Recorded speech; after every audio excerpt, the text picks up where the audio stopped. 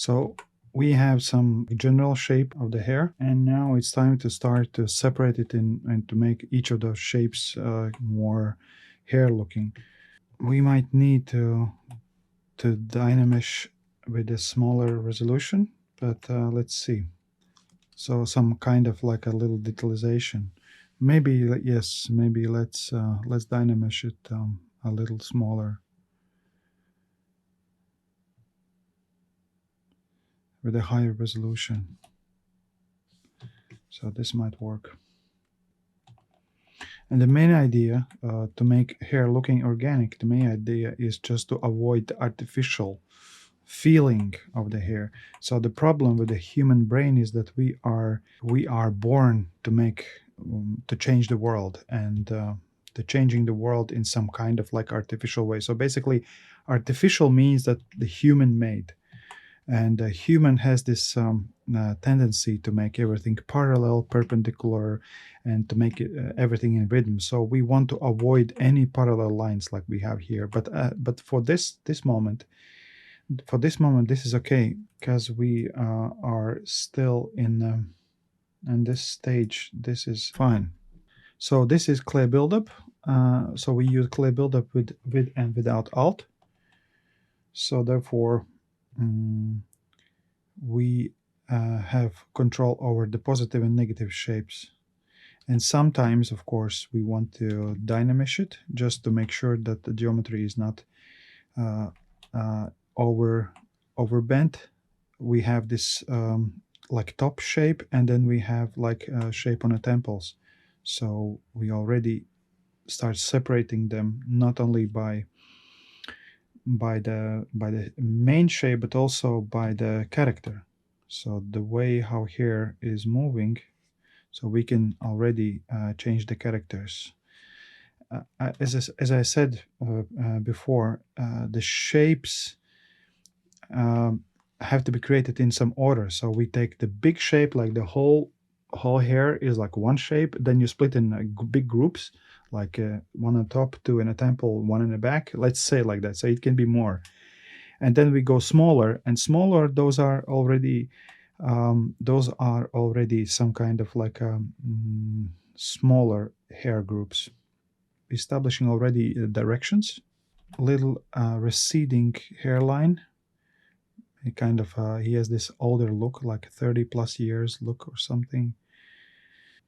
And so each of those big groups divided in smaller groups, and those smaller groups, they already start having these directions of the hair. These are not going to be our final like a hair. This is just like the still shaping out the big forms. So as more we divide into the groups, as more organic and more controllable it will be later. So the big mistake for the beginners is that they are kind of have like a whole hair as a one thing. So it's almost like a helmet sitting on head. But you want to split that helmet into the like a generalized shapes. So you don't want to leave it as a big and already now we start kind of looking at direction change. So we have this direction, they have this direction, so there's no like parallel.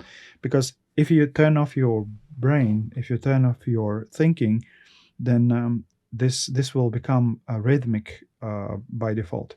So basically, especially when you work with the clothing or if you work with the hair, to have this thinking process active all the time. This is like you cannot rely on your feelings when you're creating hair. You constantly have to scan and check if there is any repetitive shapes. Basically, you want to avoid some rhythmicity and repetitiveness. So, of course, you cannot avoid it completely. You will have it, but you want to reduce it as much as it's possible.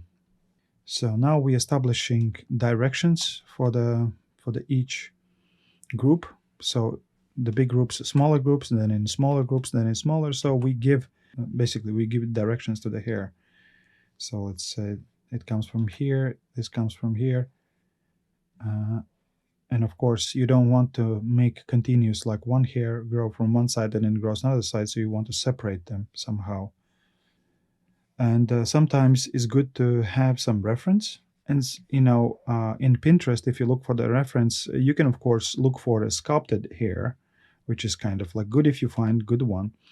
But of course you can also use hairstyles. So basically, when people sharing some hairstyles for inspiration, people when they thinking about new hairstyle, they're looking for inspiration, and then you might get like kind of like all sides of the hair, because normally you get like one kind of look, let's say from the front, or like a 3/4, but that's not enough. Basically, like every hairstyle have some architecture, and the architecture on one side have something also on other side, and you might get picture only from one side, and then you have to guess about other side, and not always is very handy. So that's why people, they kind of find some, when they find some good hairstyle somewhere, they think, okay, I'm going to make this one, and then they realize that they only one or two sides, and the other side have to take from some other hairstyle, and at the end of the day you get like a hairstyle which is a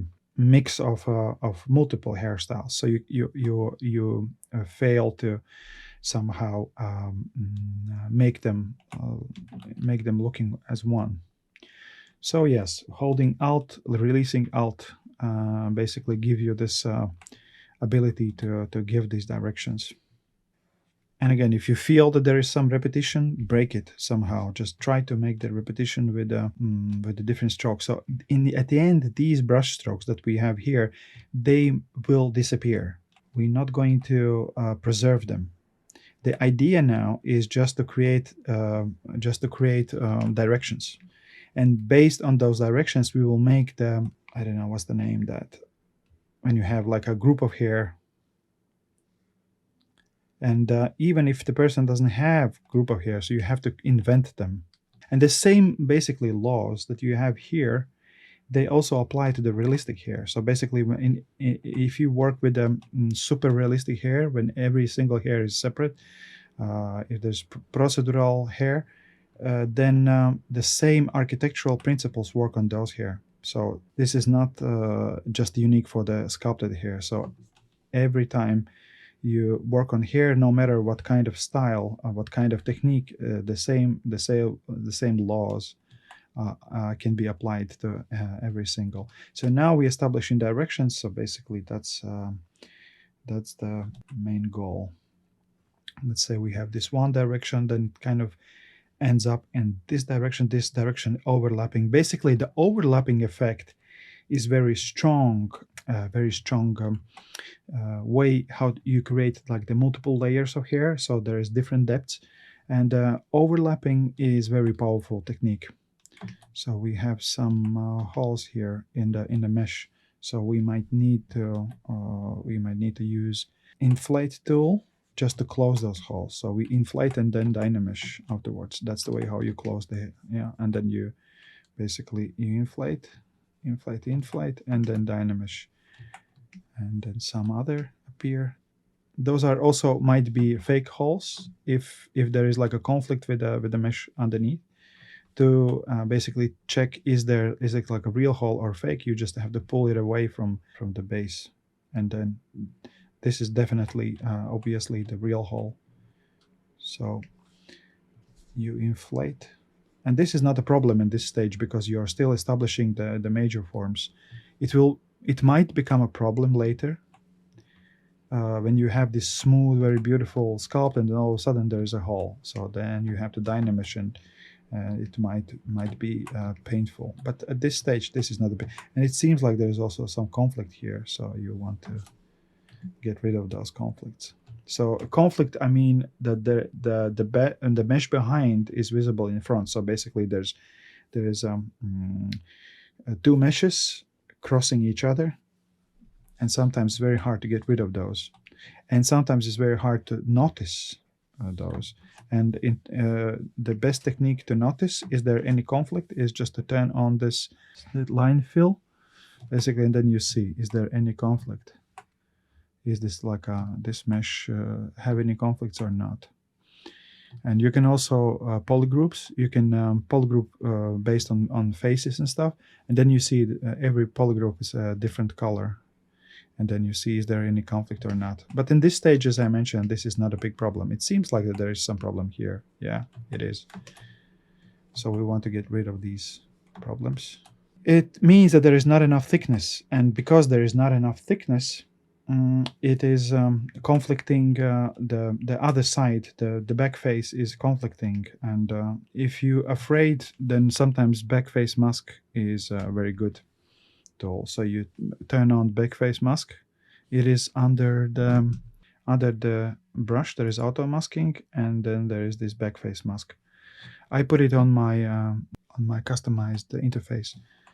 And it seems like there is also some problems here. And if you smooth and it don't disappear, that it means there is some conflict. So you want to use your inflate and then dynamesh and then get rid of it. Still we have some, yeah. And then all the problems are gone.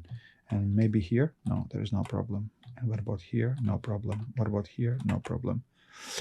Okay, so directions we already have, and the next phase will be the detailization and the finalizing of the hair. So as soon as we have these directions, then there'll be some tricks how to finalize and how to create the hair more realistic looking. I found some conflict here. Yep, now it's gone. And sometimes this is also the way how you see is there any conflict or not. Other side, you can fill up the deepest places just to make sure that there is no conflicts. And this happens because I forgot to turn on the back face, and this problem happened because of that. So that's why I don't understand why back face mask is not by default. So I think it's kind of like one of the things that ZBrush can improve. They created this back face mask option as a default, because that's the things that we all used to forget to turn on, and that creates a lot of problems with the mesh later in the future, especially if we're creating the mask, because we extrude, or what's the name, extrude, yeah. And because of that, we have a very thin surface to work with. And as closer to the other side we are, as bigger risk that we have, we can suddenly pull out some form from the other side. Basically, what the back face mask does, it masks the opposite side of the mesh. So when you sculpt, you don't affect the opposite side, because if it's not on, then you're just sculpting this side, and then it pulls out from the other side. And that's what you don't want to be happening. Very thin here. And that's the reason why these conflicts usually happen. Okay. Okay, now we have directions. And it's time to continue with the build-up tool, and with also the Lemstand and build-up tool to start to create already like sculpted hair.